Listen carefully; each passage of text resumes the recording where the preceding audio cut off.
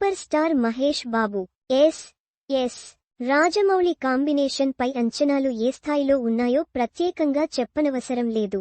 మహేష్ కెరీర్లోనే ఇది అతిపెద్ద ప్రాజెక్ట్. ఇప్పటివరకు వచ్చిన తెలుగు సినిమాల్లోనే కాకుండా దేశవ్యాప్తంగా అతిపెద్ద ప్రాజెక్ట్గా హైప్ క్రియేట్ చేసింది. ఆర్ఆర్ఆర్ లాంటి ప్రపంచస్థాయి విజయాన్ని అందుకున్న రాజమౌళి ఇప్పుడు అంతకంటే పెద్దదాన్ని ప్లాన్ చేస్తున్నారని టాక్. ఇది ఏకంగా పాన్ వరల్డ్ మూవీగా రూపొందుతున్నట్లు ఇదివరకే ఒక క్లారిటీ వచ్చింది. అయితే చిత్రంలోని మహేష్ బాబు పాత్రకు మెహర్ రమేష్కు ఇష్టమైన పేరు పెట్టినట్లు తాజా టాక్ హాట్ టాపిక్గా మారింది.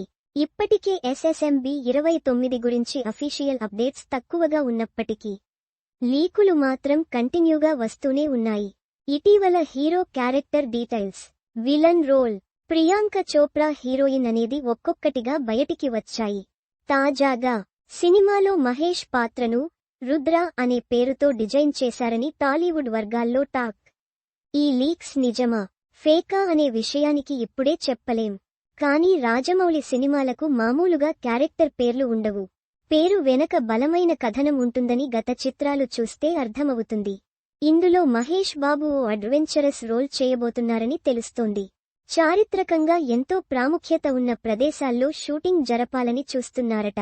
ఇండియాలో ఒడిశా, కేరళ లాంటి ప్రదేశాల్లో అలాగే ఆఫ్రికాలో లొకేషన్లలో షూటింగ్ చేయనున్నట్లు తెలుస్తోంది. మహేష్ ఇప్పటి వరకు చేసిన పాత్రల్లో ఇది పూర్తి భిన్నంగా ఉండబోతుందన్న హింట్ ఇప్పటికే ఫ్యాన్స్కు వచ్చింది. కానీ రుద్ర అనే పేరు వింటూనే కొన్ని సినిమాలు గుర్తొచ్చి వెనకబడి ట్రోల్ కూడా స్టార్ట్ అయింది. 2011లో ఎన్టీఆర్ నటించిన శక్తి సినిమా విషయాన్ని ఎవ్వరూ మర్చిపోలేరు. ఆ సినిమా ఆడియో ఫంక్షన్లో దర్శకుడు మెహర్ రమేష్ ఎన్టీఆర్ పాత్రను రివీల్ చేస్తూ ఇదిగో రుద్ర అంటూ పోస్టర్ రిలీజ్ చేయడం అప్పట్లో హైప్ తీసుకొచ్చిన సినిమా దారుణంగా ఫ్లాప్ కావడంతో ఆ పేరు ట్రోలింగ్ మెటీరియల్గా మారిపోయింది. ఇప్పటికీ సోషల్ మీడియాలో రుద్ర అంటే శక్తి సినిమానే గుర్తొస్తుంది.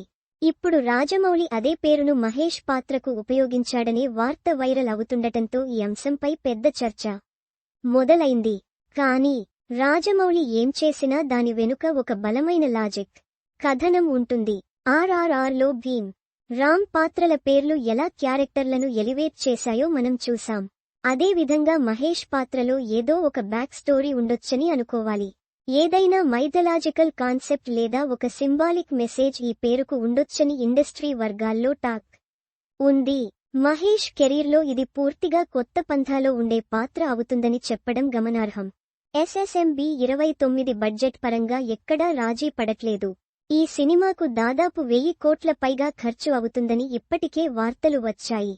ప్రొడక్షన్ డిజైన్, విజువల్ ఎఫెక్ట్స్ పరంగా ఇది బాహుబలి, RRRలను దాటిపోయేలా ప్లాన్ చేస్తున్నారు. ఈ ప్రాజెక్ట్ను పాన్ వరల్డ్ మూవీగా విడుదల చేయాలని రాజమౌళి టార్గెట్ చేసుకున్నాడు. ఆ స్థాయిలో ప్రొడక్షన్ వాల్యూస్తో, కొత్త తరహా కథాంశంతో రూపొందనున్న ఈ సినిమా కేవలం ఇండియా వరకే కాకుండా అంతర్జాతీయ స్థాయిలో తెలుగు సినిమాను మరో మెట్టు ఎక్కించనుంది.